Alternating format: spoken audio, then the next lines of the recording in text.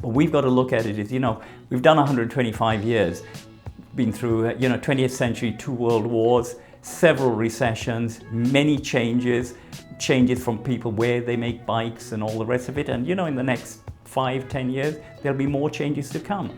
And I think somehow, whoever runs this kind of business has got to think about how do we cope? And I'm fortunate we've got a great team to help me do that.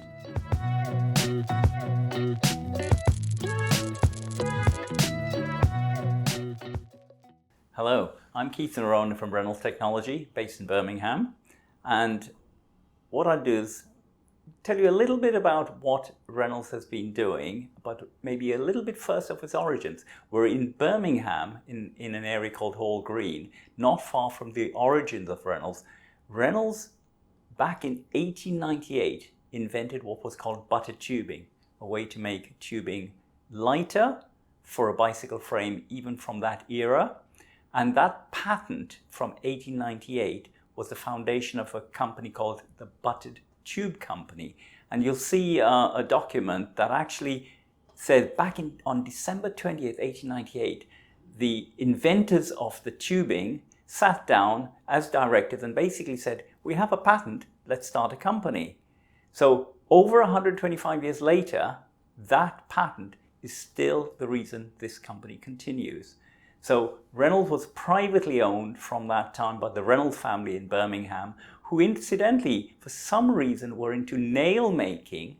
And why would they go into cycle stuff? Maybe Mr. Reynolds, Alfred Millward Reynolds, the first director, was a keen cyclist. We don't know. But for whatever reason, he and his foreman decided, let's make buttered tubing. And from that, this company still exists.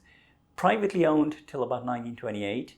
And then it became part of a large British corporate entity, which became known as TI Group. It was Tube Investments, which grew, bought lots of companies. I mean, it was a massive concern in the UK from about 1928 to right up to about 1996 in our case.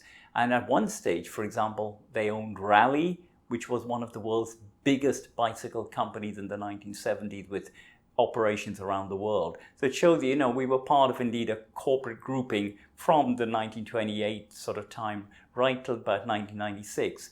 In 1996, Reynolds and a firm called Apollo Golf Shafts, also in the West Midlands in the UK, were sold to some private American individuals in Colorado, and that lasted about 4 years. They ran into financial problems, and our family basically restarted Reynolds in year 2000. And we moved from our original Tythley site in Birmingham to here in Hall Green in 2007. One thing I would mention is Reynolds have been continuously in cycling.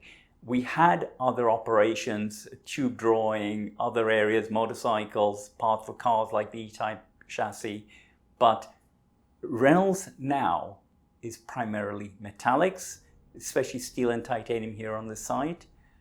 We believe strongly in sustainability, especially with what has been going on in the world in the last few years. But I think what is nice for us is our long reputation, including Tour de France wins, specialist stuff for bike makers around the world. Probably the reason we have managed to exist this far, and I would say it is always a challenge in the bicycle industry, is we try and innovate, we try and support frame builders, we have to try and predict trends, which isn't easy because you can imagine how the cycle industry has changed from like steel to aluminium to carbon fiber, mountain bikes, currently gravel bikes. Obviously, carbon fiber is a very big part of the bike industry. And we were talking recently about, for example, the way a lot of bike shops are moving to e-bikes, and we see more e-bike users on the market. And for what is a small company, we export 70% of what we make here in the UK out to, USA, EU, Taiwan. We've got to try and work with customers, but also try and predict what might happen in the next few years, because obviously we can't just stay static. We've got to think about what goes on in the future. But for our little team here, and I have to say it's a very personal team because it's a family-owned operation, and we work with so many nice people around the world. I got to be honest, it's a great job for me, very challenging. And I think we've got a great team here, but it's really meeting the people in the bike industry around the world that I think is one of the nicest parts of being in this industry. The bike industry is going through some real challenges because, ironically, it had some very strong years straight after COVID when many people started cycling. But we've got to look at it as, we've done 125 years, been through, 20th century, 2 world wars, several recessions, many changes from people where they make bikes and all the rest of it. And, in the next 5-10 years, there'll be more changes to come. And I think somehow whoever runs this kind of business has got to think about how do we cope? And I'm fortunate we've got a great team to help me do that. I think for Reynolds, I'd say is the changes and the trends. Sometimes I have to say they tend to be subtle rather than, dramatic changes. I would say is I used to work in a golf shaft company which made steel golf shafts not far from here in Birmingham. And when the first carbon fiber shafts came out, it nearly decimated the entire steel golf shaft industry. For Reynolds, I would say is we were part of what I would call the large grouping, corporate groupings, selling thousands, tens of thousands of bicycle sets around the world. And that was the 1970s, when a lot of production was done, for example, in America, was done mainland UK, mainland Europe, and those obviously offshored, as we call it. So the production of those parts went somewhere else. So that was one change that we as Reynolds had to cope with. But I think changes in materials became the other thing, because in some ways steel is seen to be an old-fashioned material. But for us, it has gone full circle.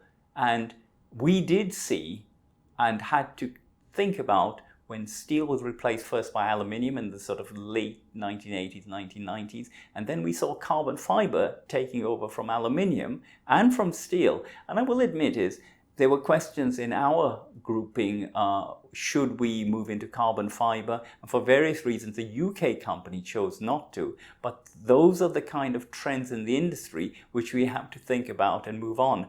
And I find it kind of ironic that, okay, Reynolds is now a niche producer rather than what I would call a mainstream commodity producer of bicycle tubing for frame sets. But it is interesting that recycling, sustainability, durability, and a lot of our customers want something that will last for decades.